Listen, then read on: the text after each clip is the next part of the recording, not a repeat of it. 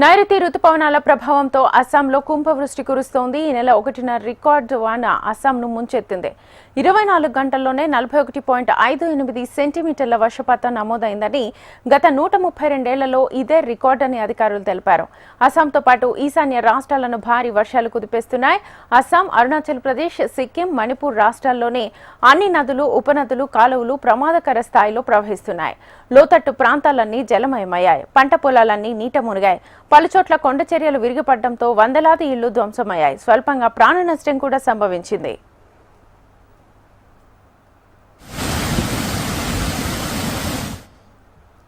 ఈ నేపథ్యంలో వర్షాలపై కేంద్ర సర్కార్ అలర్ట్ అయింది.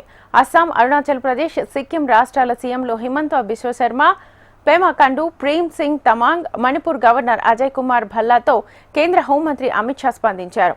వరద పరిస్థితులపై ఆరా తీశారు. సహాయక చర్యల విషయంలో కేంద్రం నుంచి సహకారం అందిస్తామని భరోసా కల్పించారు. భారీ వర్షాలతో అరుణాచల్ ప్రదేశ్ అతలాకుతలమవుతోంది. ప్రధాన నదులు, వాటి ఉపనదులు డేంజర్ లెవెల్ను మించి ప్రవహిస్తుండటంతో రాష్ట్రంలోని పశ్చిమ Kameng, Kamle, lower upper Subansiri, Papumpare, Dibang valley, lower Dibang valley, Lohit, Changlang, Kradaadi, Kurung Kumey, Longding జిల్లాల్లో వరదలు సంభవించాయి. కొండ చర్యలు విరిగిపడ్డాయి.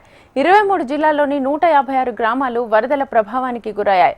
అప్పర్ డిగర్లో వరదల్లో కొట్టుకుపోయిన ఒకరి మృతదేహాన్ని లోహిత్ జిల్లాలోని లాసాపాని వద్ద దిగువన వెలికితీసినట్లుగా తెలిపారు. సీఎం పేమా ఖండు సంతాపాన్ని ప్రకటించారు.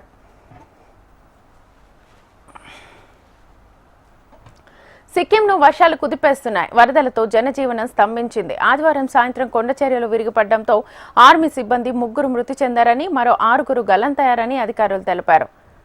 హవల్దార్ లఖ్విందర్ సింగ్, లాన్స్ నాయక్, మనీష్ ఠాకూర్, పౌటర్ అభిషేక్ లాఖాడా అనే 3 సైనికుల మృతదేహాలను వెలికితీసినట్లుగా తెలిపారు.